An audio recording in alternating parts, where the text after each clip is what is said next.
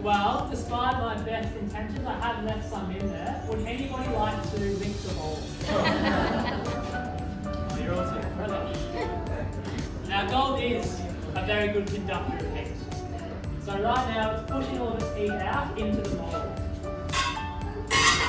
So quickly, that it's already completely solid. We're not spilling any gold now. Wow.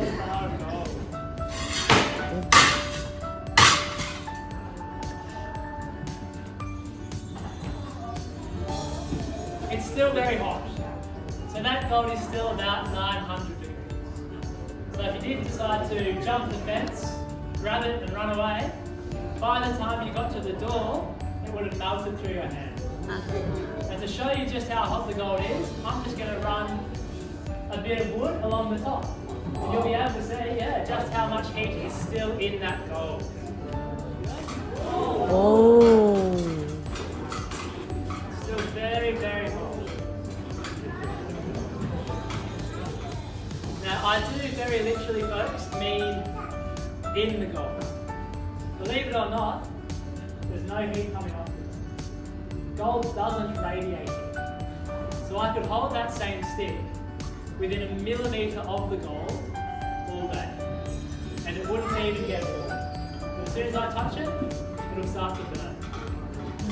That's because gold is very, very dense. So if it doesn't have anything to give its heat to, it will just keep it to itself for a long, long time. But as soon as it has something that it can push that heat out through, it just wants to get rid of it. What I could do to demonstrate this even more, as long as you promise not to tell OH&S here at Sovereign Air, is hold my bare hand very, very close to that gold. About half a centimetre there. It's not even warm. If I touched it, I'd be going home early. Now that is going to take 2 or 3 hours to cool down enough for me to hold. We don't have 2 or 3 hours to sit there and watch it cool down though, so we'll speed it up.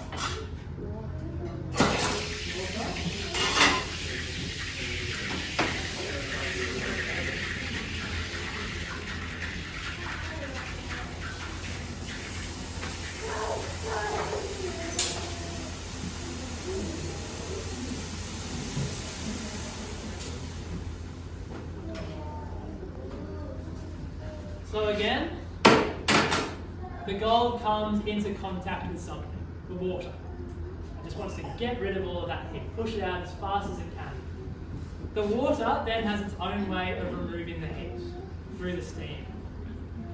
Now that the steam stopped coming up, I know the water, at any rate, is safe to touch. In fact, the water is quite cold. Now, if the water's already cold, then by now that gold should also be safe.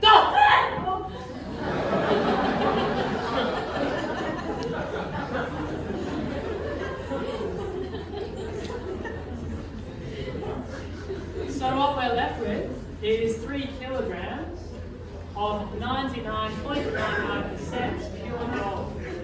Now, in this shape, it's a gold ingot. All that would happen now is it would be stamped with the quality, the weight, and the company name, and it would be sent down to Melbourne under a guarded escort. And that guarded escort would have been the redcoat soldiers you might have just seen.